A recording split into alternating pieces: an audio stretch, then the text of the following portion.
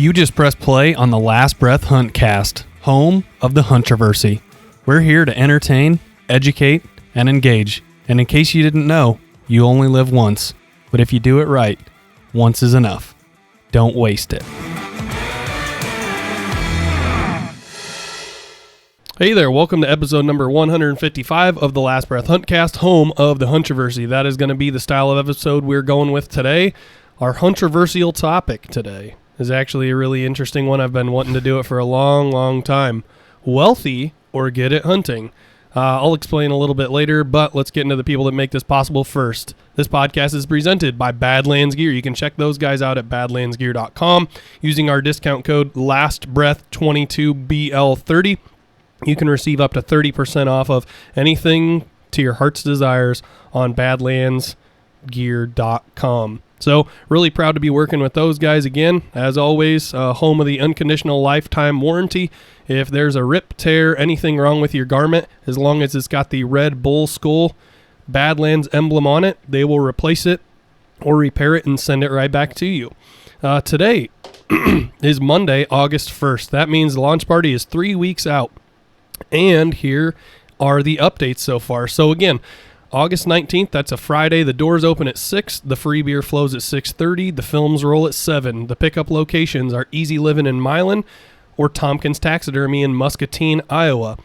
If you are coming from, more than 45 minutes away and you don't have a chance to regularly sweep through Milan or Muscatine, then just message us on any kind of social media. I already have a good list going here of people that have messaged me for tickets, and we will get those to you. We're going to have an excess amount of tickets at the door as well, so we're not going to be turning anyone away.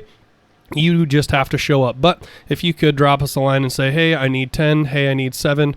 Actually, last year I didn't know this until 2 nights ago when I heard the story, but there was a person that rented a party bus to come to our launch party that I gave about 45 tickets to last year, and they filled the bus up and dropped them off at the door. That's a perfect idea. Yeah, it was smart. I think the other thing too, like all 8 of us have tickets, so we're pretty spread out. I mean, not huge, but we definitely don't have many assets in Iowa. But, Matt and Jesse are down south. Quad City area, Homey Galesburg area, Macomb area. Yeah. Yep. Shoot like Grant said, shoot the page or one of us a note. We'll either be able to get you tickets ahead of time or set them aside. Mm-hmm. It's going to be a good year. We hope you can make it. And gosh, I didn't even think about that, like a party bus. 3 weeks. Yeah. If we didn't have so much stuff to do, like before 6 o'clock. It'd be a lot of fun. It would be ridiculously amount of fun. Mm-hmm. What's next? Exodus MMT. You can check out the new Exodus hunting arrows specifically tailored to your bow setup at ExodusOutdoorGear.com. So Exodus has been known for years for being a trail camera company since 2015 when they started. But in 2022, they're expanding into a new category in the outdoor space, and that is arrows. And if you know anything about the Exodus brand, you know that they're all about educating their customers. So they already have a bunch of media out there tailored to the setup of your bow, and really, as a customer, being able to understand the new MMT arrow, the product, why they made it in the first place, and it's just a tough as nails arrow. I'm very excited to be shooting them this fall out of the V3X. Outdoor Edge, using the code LBTV25, you can get yourself 25% off anything at OutdoorEdge.com. And finally, Tompkins Taxidermy. We are coming into the 1 month home stretch-ish here before, 2 months before deer season. Bad math there. And if you shoot one worthy of the wall this fall, give Wayne and Michael a call over at Muscatine, Iowa. They will do a great job. That's like a freaking commercial. Worthy of the wall this fall. Give Michael and Wayne a call. Like da da da da da. Little tagline. We just need some people to sing it, and ta-da, we're done. Last one I do want to recommend is Moultrie. They launched a new Edge camera. This thing is pretty cool, and it's got a couple really neat features this year that I think people are going to appreciate. First and foremost is their bulletproof manufacturing. They went back to tried and true manufacturer, so they're trying to eliminate as many manufacturing problems as possible. A couple really cool things is that it doesn't require one provider or the other. It actually picks up the strongest cell service in the area, whether that be from AT&T, Verizon, US Cellular, you name it. You don't have to pick a specific cell tower like a Verizon, AT&T, etc. It'll actually ping the strongest signal and use that. And lastly, the newest and nicest amenity is that there's no SD card required. All internal and cloud storage based. So, if you think about that, you buy your camera. These cell cameras require, a pretty good sized SD card and a good one. So you're saving $20 right off the bat by not needing an SD card. So on to 155. This one that you cooked up is good, man. When you told it to me, I literally was just like, ooh, it's a good controversy. Is so good. Yep. And here's the general idea behind it. I feel like one of the main things in the outdoor industry and the main waves and trends that it's been gravitating towards for like the last 10 years is this idea of relatability. And what I mean by that is people like the hunting public and other digital creators coming out of the woodwork have dominated the space for the last decade, and that's because they're, air quotes, relatable. And when I think of that and what people mean by the word relatable, I more so think of like an abundance of resources, mostly financial. And I think that the outdoor industry got tired of seeing 170-inch bucks getting killed over manicured food plots out of $4,000 redneck blinds because it's just giant farms. Yeah, on giant farms, just because it's not relatable to the other 90-95% of people that actually hunt. Now, I do think there's a place for it. Like you and I have talked before. Like, am I ever going to go to the place? I looked up, occasionally at the end of outdoor shows, they'll mention the outfitter that they go to. And so to like kill the bull moose at full standard price, no discounts, that like Pat and Nicole both go and double up on every year. You could buy a brand new car. A brand new, really nice truck. Each one of those moose hunts are, $35,000, $40,000, and they kill two of them. So I do think that that's really cool, because are most people going to be able to afford that hunt in their lifetime? No. Are they ever going to go on a hunt like that, of that caliber? Probably not. But there's a place for it, because it is unattainable to people, and they're like, wow, I can't imagine what that would be like. And that's shedding light on that, and I get it. But now I feel like, especially when it comes to deer hunting, people are a little tired of, the big gap between the top 5% and the rest of the space. I think I'm so stoked for this one, and I think you're right. But then again, it's we kind of touch on this in a past episode. It's like, well, people still love watching the Super Bowl, which is the best athletes in the league playing. You know what I mean? And it's not like 99% of the spectators probably couldn't run a mile in under 8 minutes. No, or bench press 225. But it's like, but I also understand that the difference here that we're talking about is that not the people, 99% of the spectators that are watching the Super Bowl don't actively play football. But a large majority of the viewers of these hunting shows almost all hunt. That, I think, is the big difference that we need to make sure and note here, that, like, yes, like American Ninja Warrior, people love watching that. Yep. Probably can't do it. Probably can't. but they love watching it. But they don't participate in American Ninja Warrior. They don't go out and try to climb their tree with only their fingers. You know what I mean? But a high percentage of the spectators and viewers of these outdoor media sources participate in the event. You know what I mean? I think that's the big thing here that you're hitting on the head. It's like, that's why we've seen this nuance of relatability that people want to see. They want to see, like, I can do this. I can simulate this. Yeah, two more things. Number one, the Super Bowl's not on every day like outdoor programming. Right. So it's a much more like, it's almost a national holiday. And like at the NFL, you know what I'm saying. Number two, those guys in the NFL, like, yeah, maybe they went to a strength and conditioning class when they were in high school or an exposure camp for a couple $100, but there's a lot of a difference between like the athletic ability, because that can't be bought, and somebody buying a $10 million piece of ground and independently being wealthy enough to start a hunting show, air quotes, hunting production. Hey, Tom Brady, though, man, he's my dude. Humble pie, average Joe. Yeah, he's a stud. Best to ever play the game. Okay, so, you know way more about this side tangent. You think he'll win another ring ever? I think the NFL odds, the Vegas odds makers gave him a 5% chance of winning the Super Bowl this year, which is the 7th highest of all. Wow. So I do think they're counting him out a little bit this year, but you can never count him out. I mean, he's one play away from going to the Super Bowl last year. They should have beat the Rams. If the coverage wasn't blown on that last throw to Cup, they would have beaten the Rams on a comeback victory. Which is what he's, right, the comeback king. And I mean, I don't know much about it. But anyway, let's get into this. I'm freaking jacked. Okay, so for this controversy, I'm pretty much going to give you 8 examples of wealth and or resources. All you have to do is say wealthy or good at hunting and give your explanation as of why. Is that clear? Yeah. Is that pretty? Okay. And basically, we're just going to talk about each scenario. So number 1, person who buys 1,000 acres of ground in southern Iowa with an inheritance from their deceased relative. This person's 55 years old, retired early. They kill the biggest buck on the farm every year. Let's say the 165 to 200 inch range. Are they good at hunting, or are they just wealthy? Okay, so they inherited obviously a lot of money, enough to buy a very large, a lot of money. Mm-hmm. And then since then, they've killed the biggest deer on that farm every year since, right? Yep. Let's say it's been 5-6 years. Yep. So this is a difficult one without much more back context, but I'm going to say good hunter. And here's my explanation why. This guy was obviously maybe he had it planned, maybe he didn't, I don't know. Like maybe he foresaw the fact that his parents were very wealthy or his grandpa or whoever he inherited the money from was well off.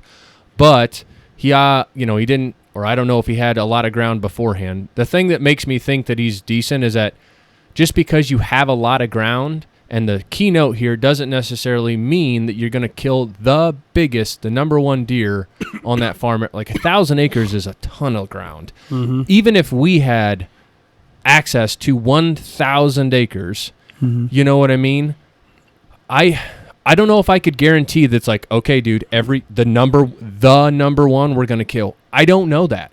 I mean, I know that this guy's got time too, right? Mm-hmm. That's an amenity, but if he retires, like, some people do have the luxury of retiring very early. There's some different trades and unions that allow you to like retire that early without getting a second career. That's awesome. Don't blame the guy there. Can't shortcome him there. If you plan financially right, and then obviously with this big shortcoming of money, he's got the time, but he was going to have that time regardless. It's the number one deer thing that kind of makes me wonder if he's a good hunter. You know what I mean? Like not just killing, if you would have said killed a 5.5-year-old deer every year, I don't think my answer might have been the same. But if it's a number one, dude's targeting him and he's figuring them out. I mean, he's got a lot of ground to work with and sanctuaries and shit that we wish we could only dream of, right? Yeah. The lack of pressure and all that stuff. But, I mean, gosh, man. So you're going with good hunter on this one? Because of the biggest. It's a mix, right? It's a blended mix. But I know that's a cop out of the thing. It's just I don't know. This is a tame one. It's going to get way harder. I know it is. I know harder is interesting, but I don't know. I'd love to hear what your thought was, because obviously the wealth was bestowed onto him. To say that it was earned is probably a stretch. That he earned that. He obviously has definitely a stretch. He didn't earn shit. Yeah, I mean, he had a desire to buy that ground. Some people would be like, I'm retiring in Mexico, never going to worry about money in my life again. Like 1,000 acres, modestly, $10 million or more. Yeah. You know what I mean? Yeah. Right, if you're buying it $3,300 an acre, yeah. That's low. Mil. You know what I mean? Yeah. So the guy obviously has a big passion for this because that's what he decided to invest this inheritance in. What do you say? What's your call? I think if you owned that much ground and if you had no day job, that you should kill the biggest buck in the area every year. You should. Absolutely. Should. Absolutely. But I mean, man. I know that you don't kill them every year, but I don't know. 5 years running. This is one of the more tweener ones, but I would probably say for this one, my question for all of these, my default question is going to be, without the money, could he have done it? That's my big question. And I would contend that a person with 1,000 acres, but what I meant by retired early, 55 years old, retired early, because of the inheritance. I should have been more detailed. Oh, well, it wasn't like and that's he kind of, I guess, tore up his career thing, or right? whatever. And so he kills the biggest buck on the farm every year, 165 to 200. I think if you put another person in that scenario, can they kill the biggest buck every year? I would probably say no. But if you put another good hunter in that scenario, the same circumstances, I think that they could. I mean, I think you could be, a 6 out of 10 hunter and probably, like you said, accomplish these goals because of the luxury of money and time. Mm-hmm. Absolutely. But gosh, I don't know. I don't know, man. I don't want to put anybody down. But there are guys that I know that hunt that even if they had that resource, I don't know if they'd be killing the buck.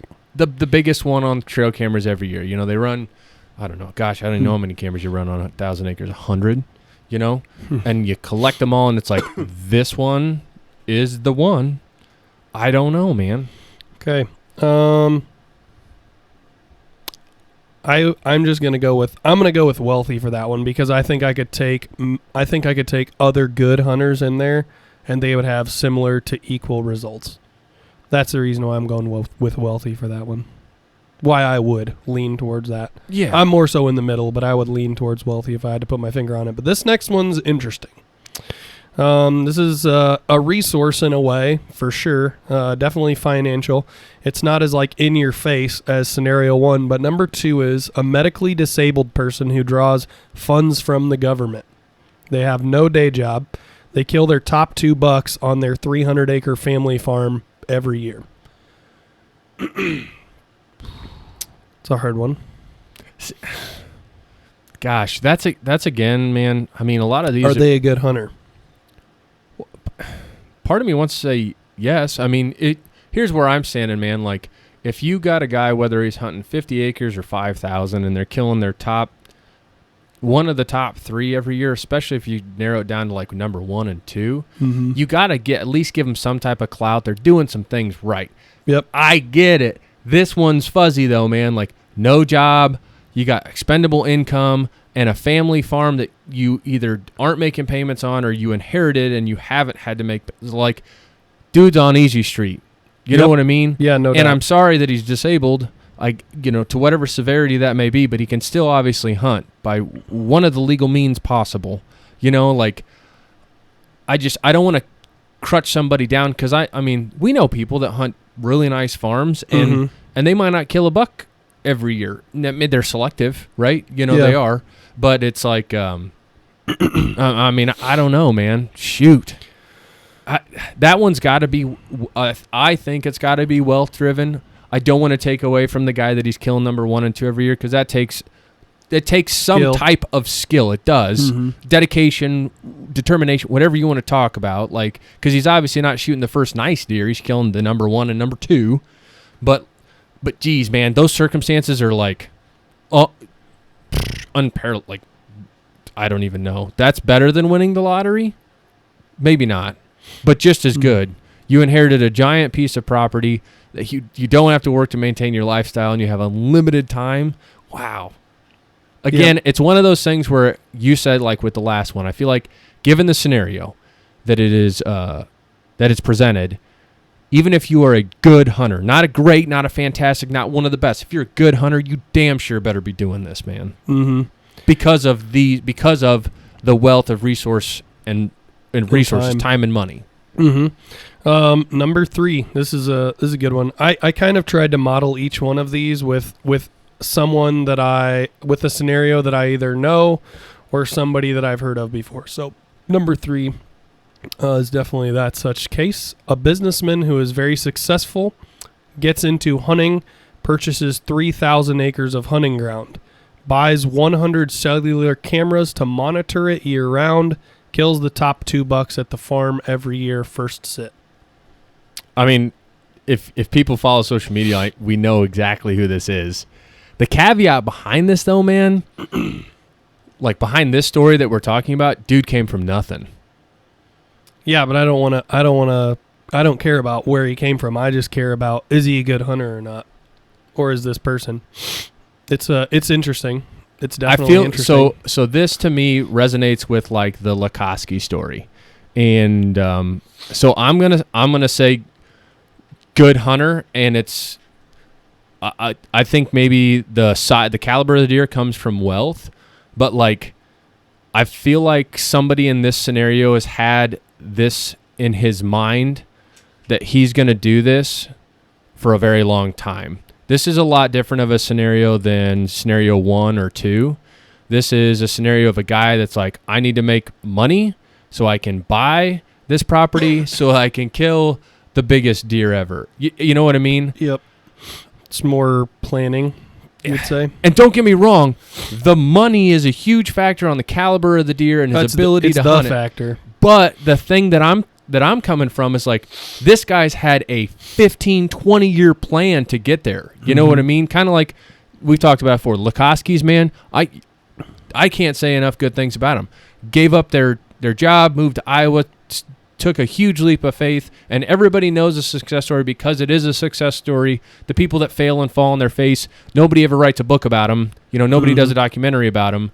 But it's like, gosh, I don't know. I don't want to doubt. I thought this was going to turn a different direction when you started this, and you'll probably get to a scenario like it in my mind. But I'm like, man, the guy made a lot of right moves to get to where he's at. You know, like, are we ever going to be able to probably have a scale of that? No. But gosh dang, if you look at you shining, like where you started, and man, where will you be when you're 55? You know what I mean? And it's all hard earned, all deserved, every bit of it. You know, I don't want to just cut him down at the knees and say, yeah, it's because you're rich. You know what I mean? I wonder, though, if you plug and play a person into that scenario, if they would have the same or different results, same or similar results. I think if you take somebody that's their mind's all about hunting, probably, like, right? You know, like if it's that big of a part of you and your life, you know, and your relationship with your spouse and everything in between, like, I'll tell you, I'll put it this way. I don't care if we were selling feet pictures and making $10 million a year, me and you would have a giant farm. Like, don't care how I made the money, but like, you know what I mean? Yep. I guess the difference to me is the guy that's got the mindset to like make the best farm even better and hunt the biggest deer by management and nutrition, whatever. Like, he's far right spectrum. You know what I mean? Yeah. I don't know. Gosh, these are so difficult the way you have them broke. What do you think? I think I know your answer. You think wealth related? Yeah, I think the success is a direct correlation of wealth. Like when I think about, like, I always bring up Clark whenever we talk about this, but I think of like the best bow hunter that I know. His name's Clark Cummings. He's from our hometown, Knoxville, Illinois. Great guy. One of the best guys that I know, regardless of hunting, just as a person, highly respected in the community, and the person or people, like the group of people in the scenario that like number 3 describes, is a lot of people that have outdoor television shows or host a podcast or air quotes successful in the outdoor industry. And many of them have those like stupid big deer, I call them, you know, those 190s and above. And there are outliers of like people that we know that are, you know, just average Joes that do that. But the ones that are killing these stupid big deer with consistency, you know, they're all wealthy in some regard. Oh, yeah. I think. And so when I think of like, you know, when I think of somebody having a season in which they kill a 200-inch deer, if not have a crack at a second one, and then a 190 and then a 180, I'm thinking to myself, like, okay, what's that equate to for like you and me sitting in the tree? Is that like one of us kills a 160 and then we have a swing at a 150 and then we see a bunch of 140s? Like, in my opinion, you have to acknowledge the fact, like, if I stuck this is a far example, but if I stuck a 10-year-old with a crossbow in a blind after the cellular camera pinged off that the deer was in the area and on its feet in like late October, let's say, could they go in there and kill that deer? Then it kind of gets into the question as like, what's the difference between hunting and killing? I think that's, you know what I mean? That question, there is a difference between hunting and killing, because like, yeah, transplanting somebody to be the trigger man is a lot different than being the person that set the stage and collected the data to be able to drop somebody off. Yeah, that's good. I kind of like, you know, it's the big question for me when people, and this is another side tangent, like outfitted hunts. We've both gone on them. I plan to go on more just to experience those things. But it's like, at one point in time, is the guide or the outfitter, they're the ones that are really, they're doing the legwork to put you in position. Yeah, they have the knowledge. You got to make that shot, man. That's you're the trigger guy, right? Yep. You haven't studied the animal, watched them, put the cameras out, food plots, all the other jazz, I think that's the question with that 10-year-old scenario. Somebody's behind that, like... The person, the puppet master? Yeah, yep. Okay, that's fair. That's a good distinction. Either way, that's an interesting one to number think about, 3 is just... I feel like big deer can just be bought, though. Like, when I think of truly all the people that are...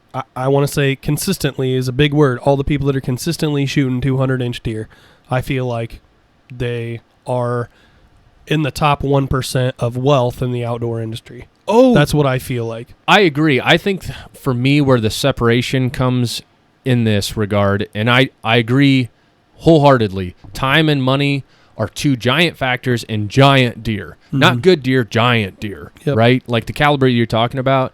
I just don't want to cut anybody down for like from adulthood to where they're at now if they started off somewhere else and their whole upcoming has been to focus to get them there. That's on this goal. Yeah, like because there are people in the industry that are in the top 1% that didn't have a story like the one that I'm talking about, or like you are, that he started a business, it became hyper viral, very successful, and because of that, he's able to fund his passion to a degree that we can only dream about. Versus the guy that even inheriting, right? The guy that inherits a ton amount of money, that does it. It's just there's very different, I think, dedication levels there. Both of them love hunting. One guy just wouldn't take no for an answer. Yep. And the other guy obviously got dealt a very lucky hand at birth. This is a good one. This is probably, let's see. This is probably the most common. This is in the top most common 2 that would probably be relatable to what we're talking about here. This is number 4. A 4th-generation farmer's son, 30 years old. Family farm owns a combined 3,000 acres of agriculture and timber mix, perfect for whitetail hunting, and farms miscellaneous tracts scattered throughout the region that they live in. It's not all like one contingent 3,000 acres. It's a 600 here and 120, and it's all over the place. They kill the top 2 bucks on the tracts combined every year. Post-crop harvest, which they do early. So they get their crops out of the field early. They plant it early in the spring so that they can go hunting. This person didn't go to college probably. They were just like, yep, here's this huge business for me laid out here. I'm going to run this. So my question is, are they good at hunting, or were they just born into a really good, wealthy scenario? Man, for me, it's just not black and white. I know maybe the answer should be, but like I know farmers, I know people in this scenario, we know like that we graduated with that don't. I feel like somewhere along the lines, the person that's 4th gen has to have the desire to hunt. That first, then they have to have the desire to just do more than hunt. It's difficult for me to say this without saying names, but like I said, there's a couple really big farming families like that we grew up with, where and I know that their sons hunt currently, but they sure don't kill like mega giants every year, like. Again, it's hard. This is a winning lottery ticket by birth that you're talking about here. Yeah. Golly, if only, right? You know, like that's the gist of it. Is just this person, nothing of their accord really, or their work or their sweat equity got them into this place. They were just in it from birth. So I feel like for this one, I would just say more so like wealthy or good resource again. Absolutely. And knee-jerk reaction is automatically to say, yes, wealth and resource, right?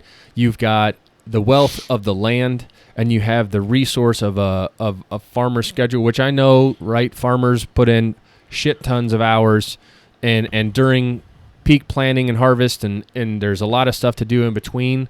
But you also have the forgivingness of really kind of like making your own schedule too. You guys are out in the field so much, when time's right. Hey, Dad, Grandpa, hired man, like, I need to get in a tree. And if you got the dynamic set up where they're like, yep, go do it, that's awesome. I don't want to cut anybody down if they're just... I just question, like, if you took, like, a person that's the polar opposite of all of these, like a John Eberhart caliber, like, has killed 80 Pope and Young bucks, and he has not once paid, like, a lease fee. It's all permission or it's all public. Like, if you put Eberhart in any one of these scenarios, would he be successful? Yeah. Now, he's the top absolutely. 1% of people that, like, he's an excellent hunter. I would just contend that he's probably a better hunter than all of these people in these scenarios. That's my thought. I guess it's not a matter of good, better, and best. I'm saying, like, you got to be a decent hunter to kill your number 1 and 2 bucks, regardless of your resources, just because you have a lot of money on your farm. Now, if you have a lot of money and you pay to shoot a 200-inch deer, that's where we're getting into the trigger man conversation. Yep. When you talk about this as your dirt that you have management rights over, like, that's where I just don't want to cut anybody short. Not their fault that they were born into this farming family. Like, dang, man, like I said, winning lottery ticket at birth. And like, they obviously had the passion and they took it and applied it, and they're getting it done every year. Do I wish I had that scenario? Yeah, me and every other North American whitetail hunter. But we, thing is we don't. And as in your scenario, like John Eberhart, absolutely, like, dude's one of the best and just period whitetail hunters that's probably out there, studying and learning and everything else. Would his wall look a lot different if he was in this scenario? Boy, I would hope. Yep. Right? Yeah. But like, the difference between like John Eberhart's story and scenario number 3 is, like, John Eberhart had that passion from the beginning. He decided to take another route. He's like, you know what? I'm not going to try to make millions of dollars to do this. He's like, I'm going to take the resources that I can afford and that I have, public ground, and he's like, I'm going to make the best of it. And he has. You know what I mean? Yeah. Equally as much respect for that. Okay. This next one's a tricky one. This is one of the more common ones, probably. A top 10% whitetail hunter. Is just a good hunter, good all around. They cannot draw the mule deer tag that they want, so they pay for a high-fenced mule deer hunt.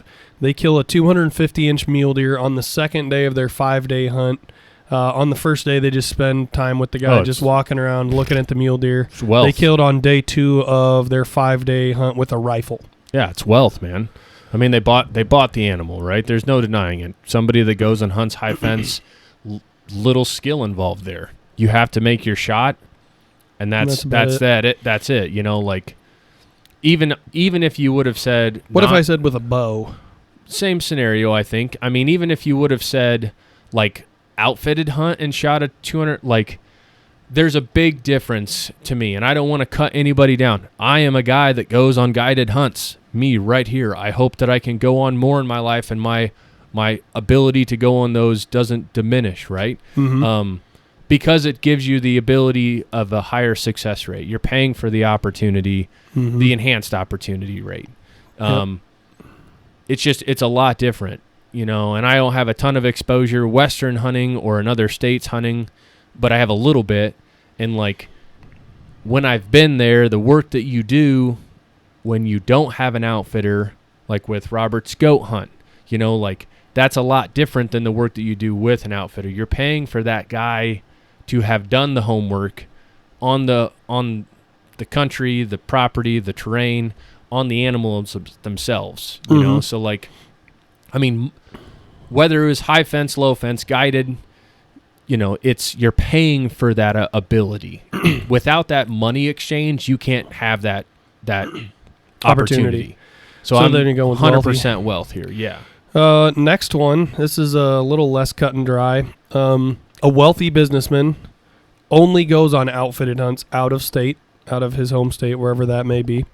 Has killed each of the top 2, notarized, species, understood animals in North America. So he's killed 2 elk, moose, antelope, whitetail, mule deer, black and grizzly bears, wolf, cougar, blacktail, and 1 of each of the ram species. Out of state, outfitted hunts every time. Is that a wealthy thing or a skill thing? It's a wealth, man. Like, don't get me wrong.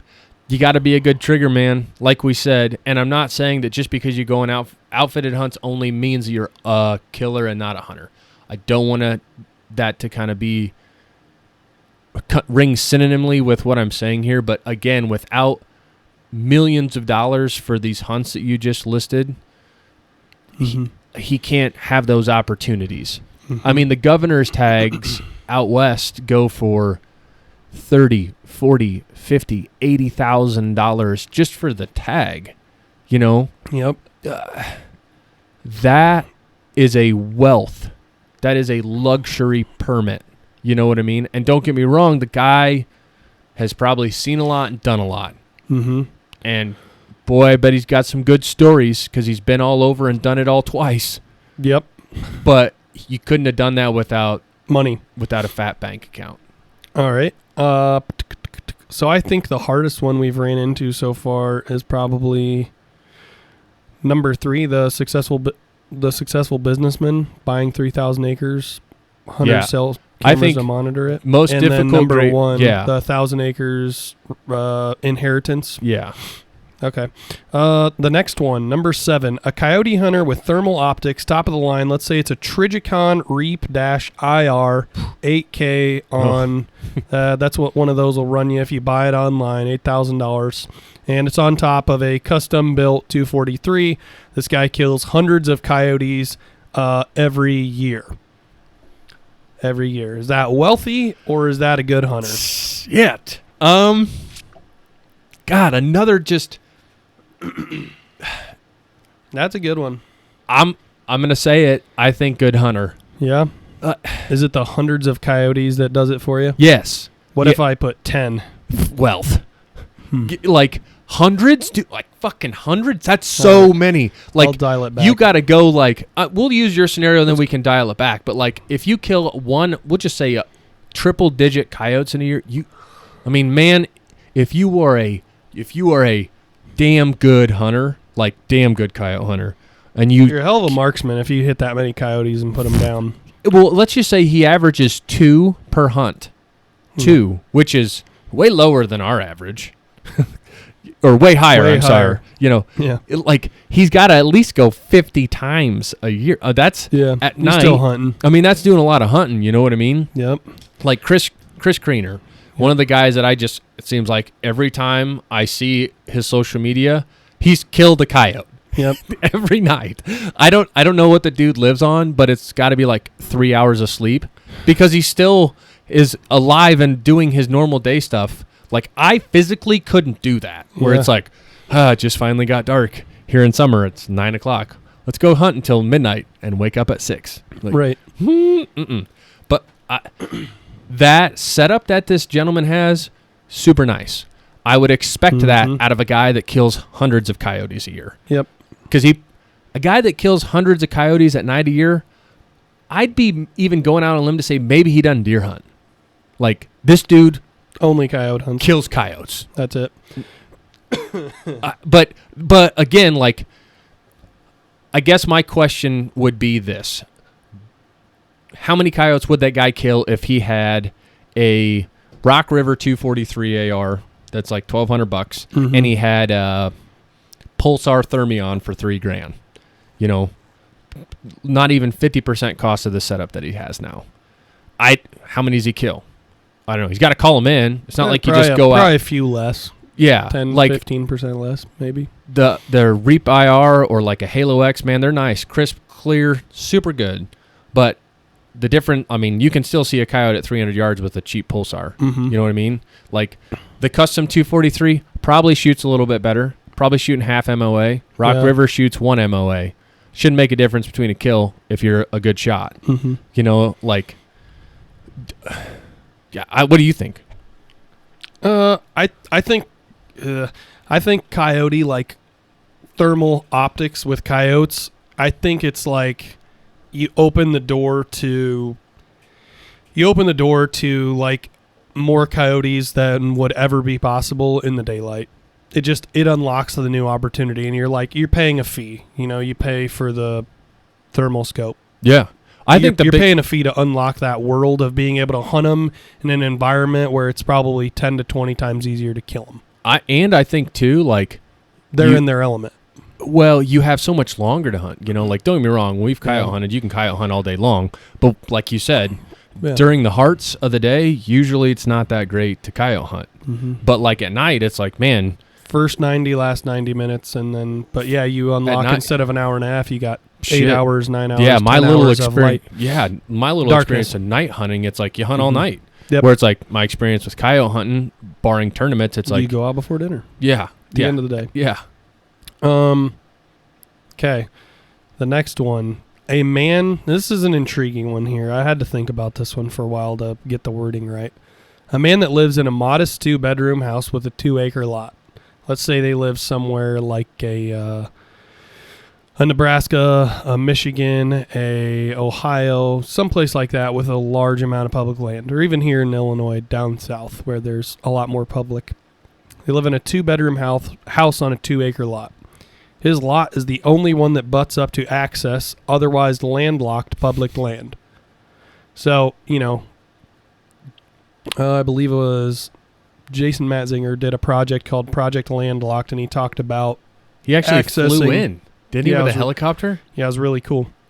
And he did it in partnership with Onyx, I believe. You should go check that out on YouTube. It's really interesting. It's basically like how property line gerrymandering out in the West locks certain pieces of public land. So if a rancher buys the ground that touches it on every side, is it ethical to do what's called a corner jump? Like you go to literally the corner pin of the lot and you jump into the corner of this piece of public. I don't know. It's interesting.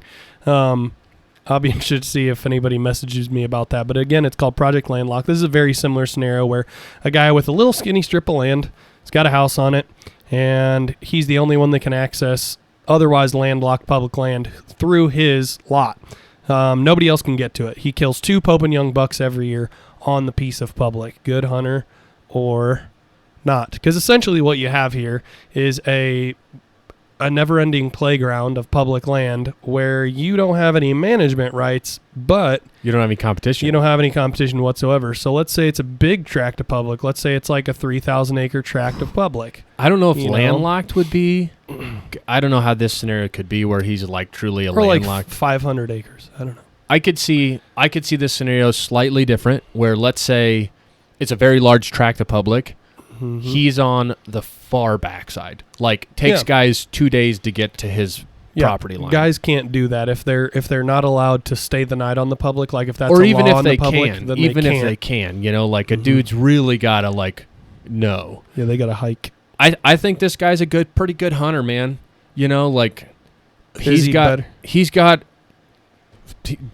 Dude, your property. Keep that in the family because that I don't know how you even put a price tag on that, but whether it's landlocked or it's way in the back where guys literally it's so hard for them to get to, you almost never see people. You got to be pretty decent at hunting, you know what I mean? I know you have a vast playground.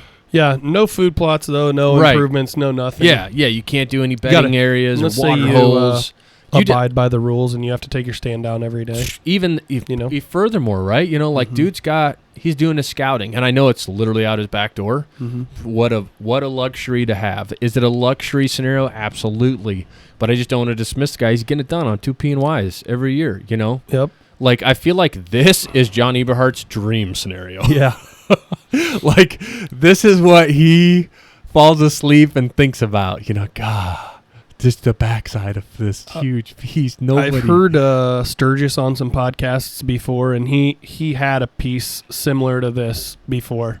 Wow. He owned a piece. It was like a 40 acres. It was all landlocked, and it was the only piece within miles of the backside of this public as an access point. Yeah. He's like, I got like 600 acres out my back door. That nobody can get to. Right. Or if they because do. you can't be on a motorized vehicle. Yeah. I mean, if you just logistically look at a piece of public land, like up in Michigan, there's certain piece of public land you could spend, I don't even know how many days, like Sleeping Bear Dunes National Lakeshore where we go by it. I mean, you could walk on that for, I don't know, 80 miles and or more and still be on public land. So it's, the scenario that he described on these podcasts essentially mirrored that. Like, yeah, could somebody get back there? Yeah, but they would be walking 4.5 miles an hour for 10 hours to get back here, which would be, a waste of their day. Right. They couldn't make it back before dark, which would be a rule. Especially if it's a rule, like you said, where they have the sunset rule, Yep. This is the point where I was the most interested in. So which is the best? I'll give you a brief rundown of all 8 again. Number 1, the 1,000 acres of inheritance land. Number 2, medically disabled family farmland. Number 3, 3,000 acre businessman, all the cellular cameras to monitor it. Number 4, the 4th generation farmer's son with family farm. Number 5, the whitetail hunter that goes on the high fence mule deer hunt. Number 6, the wealthy businessman goes on exclusively out of state outfitted hunts every year, 2 of each species. Number 7, the coyote hunter with the thermal optic. Number 8, this guy with the landlocked piece of public. Who's the best hunter out of those 8? I'm saying 3. Number 3, the businessman who's very successful. He gets into hunting and purchases 3,000 acres of hunting ground, buys. See, I would say number 8. I would say number 8 probably. Without that manipulation. Like, that's a huge factor. That's why I think number 8's a better hunter. Number 3's probably a better land manager, but maybe it's just because number 8 can't. Yeah, but I guess where do you draw the line? I'm talking true Pope and Young, not the Pope and Young bull crap that we see every day on the internet that people stretch and don't understand. That, like, by I'm talking 140s. And by Pope and Young too, I mean, we're reducing a majority, if not all, of the modern bows today don't even register Pope and Young. Yep. Due to let-off requirements. But I mean, so he's using, some dated technology. But I guess, and it's my thought, I suppose, I feel like land management is kind of hand in hand with being a hunter. I feel like the guys that I consider some of the best, and this is my opinion, some of the best hunters out there are some of the best land managers because they manage their farms to the best of their ability to have the opportunities at the best year that they can grow. Mm-hmm. So you'd go number 3. I guess my thing is like number 3 scenario, anyone can have that we just talked about. Literally any of them could, right? Like number 3 scenario is he started a business and got super successful and then he invested into his hobby, his passion. Mm-hmm. I mean, I feel like, any of the 8 people we talked about could have started a business and grew it to be that successful. Yeah. Is it likely? No. Is it possible? Absolutely. Yeah. I mean, that's where I'm at. I'm just like, the guy, as I said earlier, he's had just a laser focus. Mm-hmm. I don't care how I'm going to get rich. I'm going to do it so I can buy ground and shoot giant deer. Yeah. That's fair. But I'm more so like his ability as a hunter. That's the question. Is he just a really driven, wealthy guy? Your scenario, though, he shoots the biggest deer on opening day. I mean, God, that's... On his first trip out. Yeah, I mean, shit, that's calling it even. I get he's got cell cameras and the whole shebang. Is that like too glaringly obvious that it is about wealth then? Like, to me, that's like the state superintendent of Illinois calling me up and saying, "Hey, Grant, congratulations. All of your students in your whole building got a 100% on the ISAT test last year, the PSAE." Like, to me, if he's killing them on the first sit every time, I'm like, yeah. I mean, if you've got no financial boundaries and you put trail cameras, like, think about if we had 200 trail cameras and you and I didn't work and we just sat in a room like mission control all day and checked trail cameras all day. I mean, we would know exactly when and where the deer moved. And if you had that much acreage, you'd probably know where it beds. You probably know where it's feeding. Mm-hmm. And you still got to figure that out, though. I know what I mean? Still have to figure that out. Like that, I don't know. I get where you're, like I said, money and time, the two big resources, I think, are a necessity. They're a necessity to kill the deer of that caliber, even with the specification of like that, with extreme regularity. It's required. Like, there are fantastic hunters. We have fantastic hunters in our area that don't own or lease a single piece of dirt. They permission hunt smaller tracts, and they kill phenomenal deer every year. Yep. I mean, they do. but it's not on the first sit. Not on the first sit, and it's not like the number one deer in the area either. Like they're killing like out of the top 5 every like. Yep. I don't know, man. I get where you're coming from because it takes a shit ton of money to be in this dude's scenario. But then again, it also takes a lot of work to be in that scenario. Yeah, I'm not talking about the work, though. I'm just talking about, are they a good hunter or not? Is that just like really hunting wealthy? work? I meant hunting work. Even if the guy didn't own the ground. That's like fair. he just had permission to hunt it. Like to that's fucking fair. put out 100 cameras and not just be like, yeah, there's fence posts. You know, like, I don't know. Yeah. Cody just the other day put out like 9 cameras, I think, for $1. Man, he probably spent all day, you know? Yeah. Walking around, figuring out, putting them out, dropping pins, making notes where they're at. Like, yep, that's fair. I don't know. All right. So you're going to number 3. Yes. Okay, the shooter pass segment. It's time. Make believe you are on a wolf hunt. I'm making this tag up. This is a Grant Putnam imaginary weird thing. Yay! But I think it's in the similar. metaverse? It's similar to like things that I've heard about before. Like in certain states, you can kill, if you buy a mule deer tag, you can use it on a whitetail or like a lesser big game animal, like an antelope. I think so tags there's like these do exist. like a bear or a wolf tag. They go. I think I've heard that. Yeah, it's similar idea. So make believe you are on a wolf hunt. And you have a similar tag as what I just described. You can use your wolf tag on a wolf or a smaller predator species, any one you desire.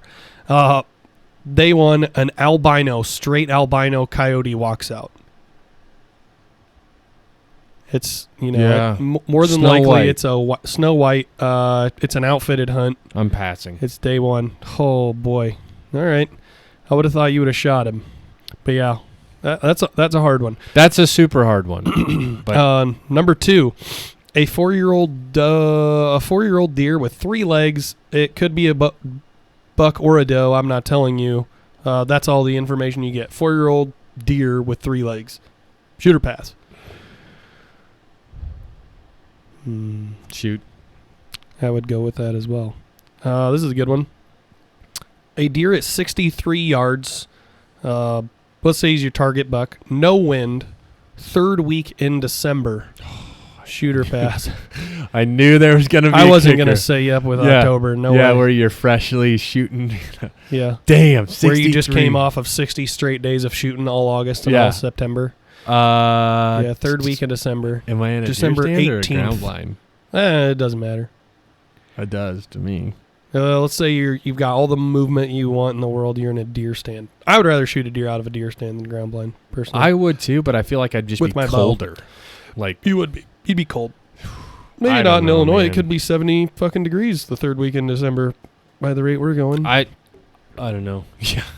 I'm gonna take the shot. Okay. Giraffe. Shooter pass. Pass. A ram with a half curl, like he's a fighter. He's been broken off on one side. Shooter pass. But his other side's like big. Yeah, he's a mature ram. However you judge that. Fuck. First off, I wouldn't shoot a giraffe. Like, where the hell would you put it? How do you fucking mount a giraffe? You'd have to have cut a hole in your basement? Atrium ceiling. Like, yeah, the other half downstairs. Or like those lame giraffe pictures that I see where their neck is all like coiled up and they're sitting on the ground. I just don't have it. Kinda Yeah. weird. And like the ram, God, that's a hard one, dude. That's so hard. Because you've either waited a long-ass fucking time for the tag. That's why I'm shooting it. If it's a mature one with half a curl on one side, I'm going to be like, boom, shoot it. And then when my grandkids come up to me, Grandpa, why is that one thingy broke off? I'm going to be like, well, have you ever seen a ram fight? And then I can show them. It's cool how they fight. You're probably right. Cool. You probably got to take that shot. Either way, you've either spent a fuckload of money or you've waited for a ton of time for this once in a lifetime tag. Yep. And if you didn't take that opportunity, you went home kick yourself your whole life. Your whole life, you'd be just so pissed at yourself. Mm-hmm. Okay, that brings us to the end of Shooter Pass. Last note here, launch party, August 19th. It's coming up in 3 weeks. Adler Theater, Davenport, Iowa. Free beer, free gear. All you have to do is show up and see our taxidermy deer show, courtesy of Wayne and Michael, over from Tompkins Taxidermy in Muscatine, Iowa. Again, the doors open at 6 o'clock. The films roll at 7. Free beer in the middle at 6:30. Thanks for listening to the Last Breath Huntcast. We'll see you next Monday morning. Till then, don't waste it.